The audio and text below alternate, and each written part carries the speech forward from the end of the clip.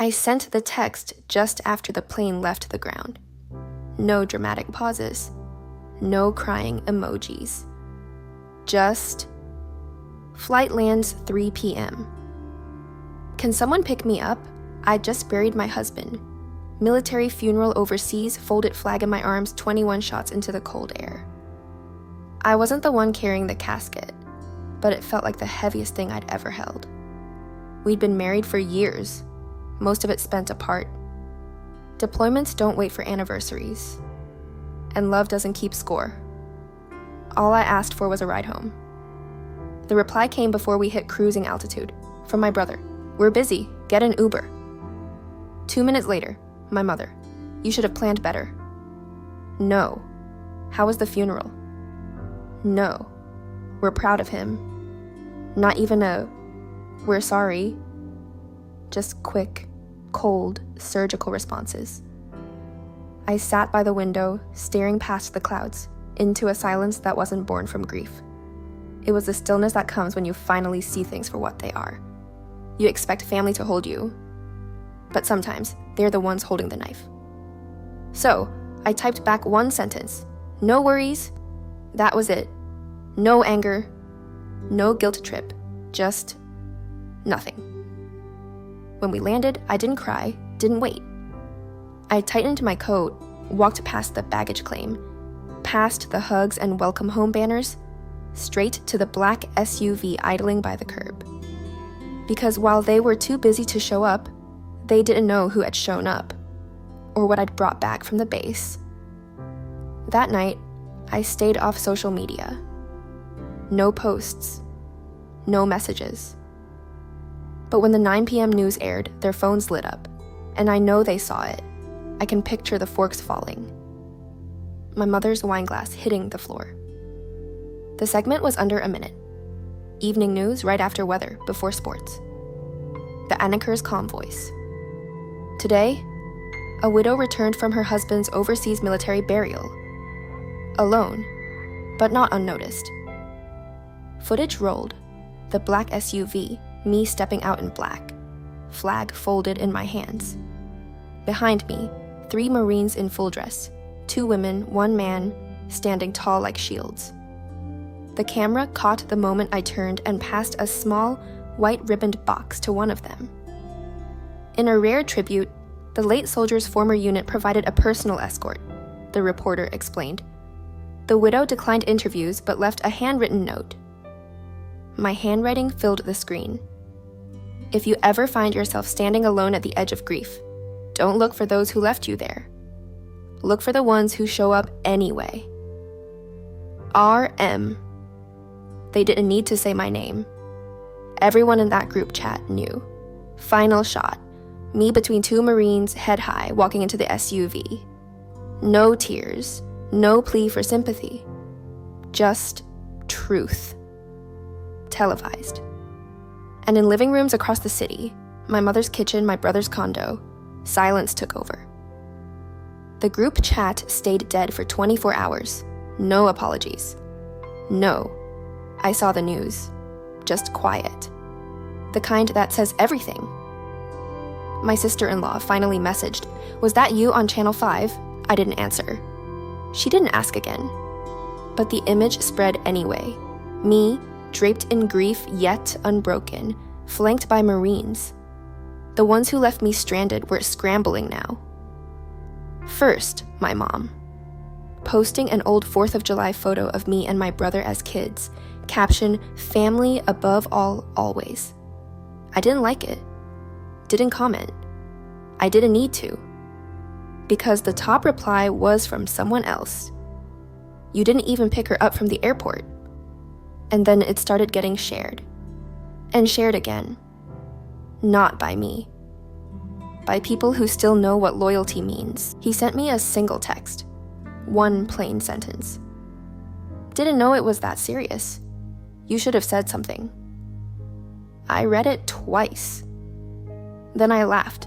The kind of laugh that isn't from humor, but disbelief. As if grief sends a calendar invite. As if burying my husband, in a place they couldn't even find on a map, was something I should have neatly packaged for them. I typed a reply. Erased it. Typed another, erased that too. Finally, I sent, "You made your choice," followed by nothing more than, "So did I." No emotion, no exclamation marks, just a reflection back at him. And the irony? I didn't need to say more. The media had already called, asking for a follow-up segment. This time, they didn't just want footage of me walking away. They wanted my voice. The story. I hadn't planned to speak. Honestly, I didn't want to. But silence can be a shield for the wrong people. So when the station asked if I'd sit down for an interview, I said yes, not for pity, not for clicks, for truth. The studio was quiet. No bright stage lights, just a camera, a microphone, and the anchor sitting across from me with steady eyes. His first question was gentle. "What happened when you landed?" I took a breath and finally let out the sentence I'd been carrying like a stone. "I buried my husband with honor and came home to silence." The air in the room stilled. Even the cameraman froze. I told them about the one message I sent, and the replies that came back sharper than the wind outside that terminal. How no one showed up to meet me. Except the ones in uniform. The ones who understood what it means to stand beside someone. I didn't give names, I didn't point fingers, but I did say this. Blood doesn't make someone family. Showing up does. That night, the segment aired in prime time. 6 minutes. One voice. No dramatic music, no photo montage. Just me, steady and unfiltered. The reaction was immediate. Messages poured in, from widows, veterans, strangers who had also stepped off planes into empty parking lots. But in the family group chat, nothing. My mother quietly left the chat. My brother changed its name from family to simply group. I archived it. Because once someone abandons you in your darkest hour, you stop asking them to be who they should have been all along. This wasn't revenge, this was record. And now, it existed outside their control. It began small. A handwritten letter. No return address. "I saw you on the news. My husband never made it back. You made me feel less alone." Then it grew. Veteran organizations shared the clip. A Gold Star mother reposted the full interview. A military spouses network reached out with support I didn't request, but quietly needed. Soon, strangers organized a candlelight vigil. Dozens came. They didn't gather to mourn with me. They stood for me. For every person who'd ever waited at an airport curb for arms that never opened. A teenage girl sang softly, voice breaking on the words, "I'll carry you home." For a moment, I nearly broke too. And then I saw him, my brother, on the edge of the crowd, hands shoved deep in his pockets, head down.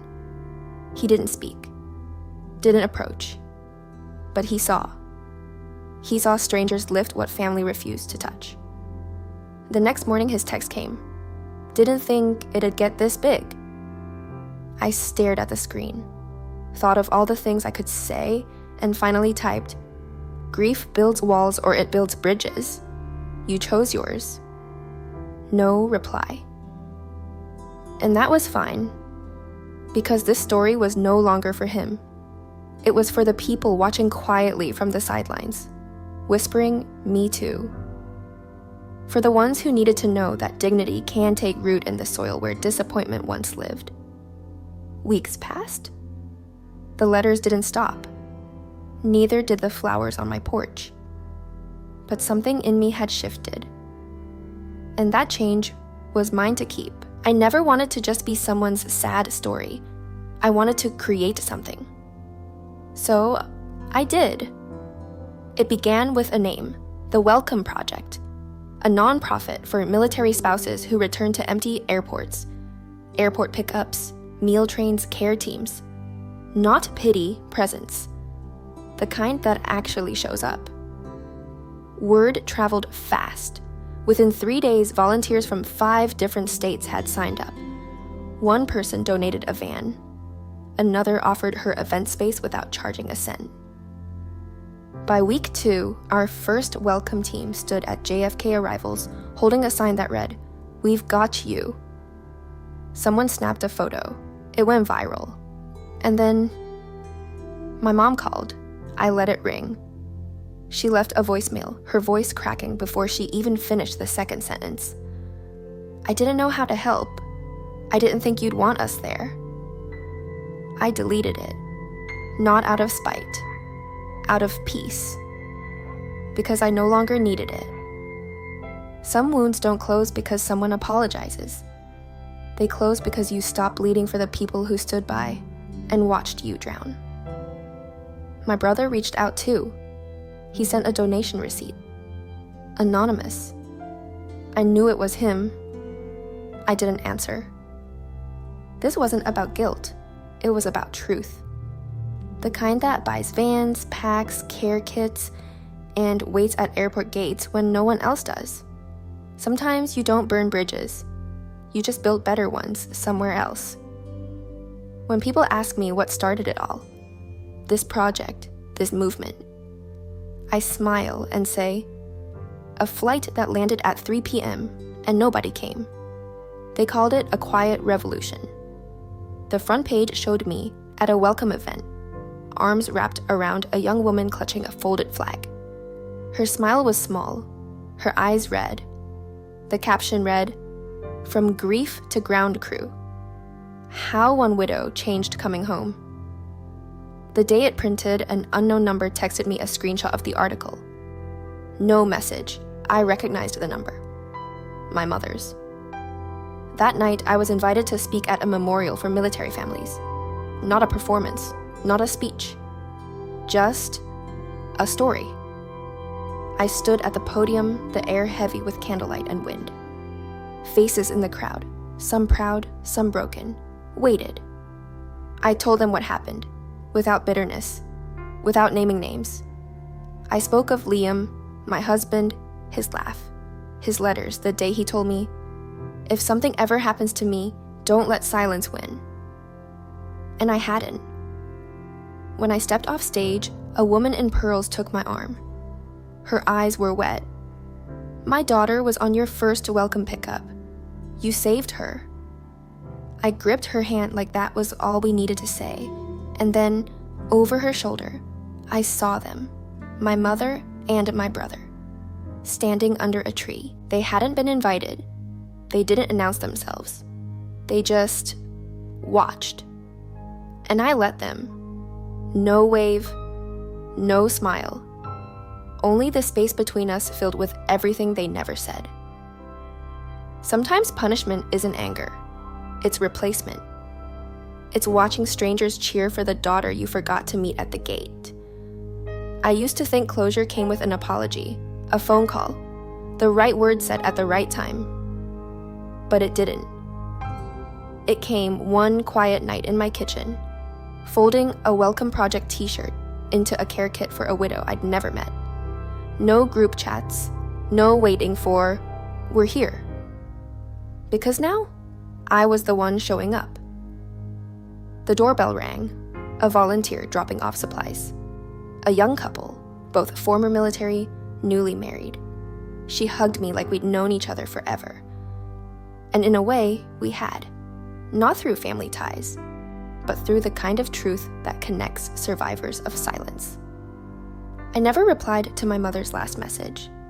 I never acknowledged my brother's donation. I never reopened that group chat. Because some people bury you with their silence, and others lift you with theirs. When another woman asks me how to survive that kind of loneliness, I'll tell her what I learned sitting alone at that airport terminal. You don't rebuild by waiting for them. You rebuild by becoming what they weren't. And one day, when they're watching from the sidelines, when their phones light up with news you never sent directly, when strangers chant your name, and they realize your story doesn't include theirs, they'll understand. Too late, but they'll understand. And you? You'll already be walking forward. Not alone. Never again.